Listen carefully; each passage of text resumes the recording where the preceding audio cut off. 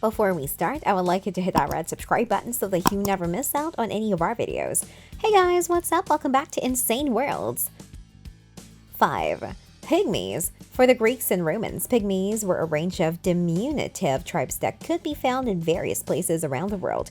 According to Homer in the Iliad, the pygmies were locked in constant combat with cranes. Aristotle believed this story to be true. According to him, the pygmies lived underground and rode little horses appropriate to their small stature. Pliny the Elder records pygmies living everywhere, from Africa to India. The Indians' pygmies stood only 27 inches or 68.5 centimeters tall.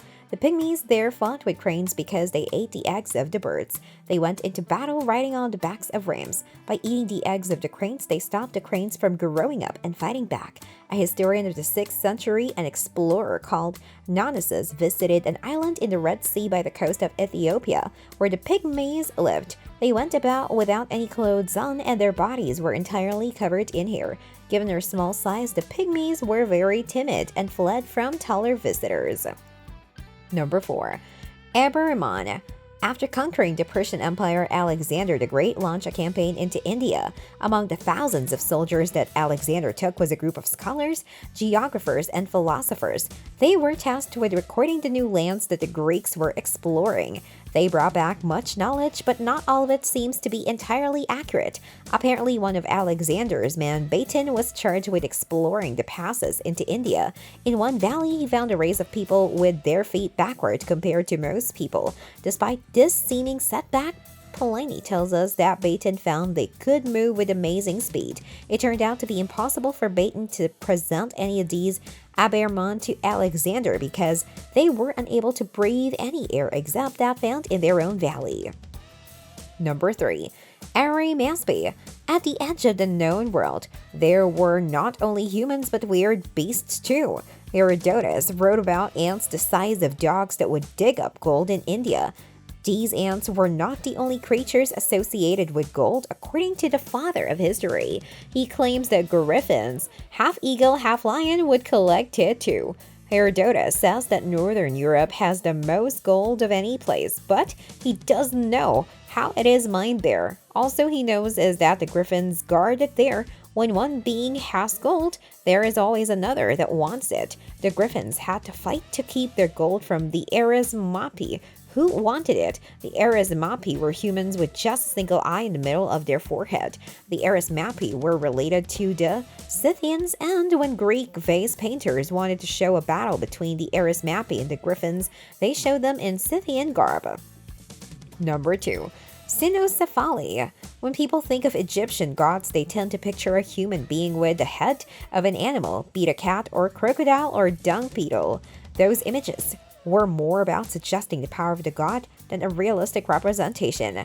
There were those, however, who believed that similar mixes of animal and human really existed. The Cynocephaly were a tribe of humans who were supposed to have the heads of dogs. Ctesias was a Greek author who had been to Persia. He wrote works about India and Persia based on the royal archives of the Persian Empire. Many at the time and since have doubted whether much of his work can be trusted. Among the people he described were the Cynocephaly of India. They lived in the mountains and howled and barked like dogs, though they were as intelligent and reasonable as humans. Other authors placed the home of Cynocephaly in Africa. The Middle Ages, some icons of Saint Christopher show him the head of a dog. This may be the result of misreading the word Canius from Canaan for Caninus, like a dog. Number 1. Monopods. You would think that having only one foot might be a disadvantage, but for one tribe of people it was a huge benefit. Almost as large as their singular foot, the monopods, also called cyopods, with their one big foot, became a favorite image for those who wanted to show how strange things were toward the end of the map.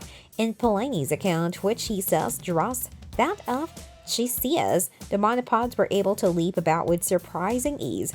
They were also very quick. The land they lived in was apparently very hot and very sunny. When the weather got too much, the monopods would lay on their backs and use their feet as parasols so that they could rest in the shade. The Christian writer St. Augustine wondered whether humanoids like the monopods and others were descended from Adam.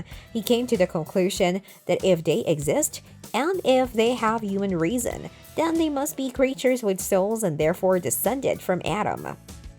This brings us to the end of our video.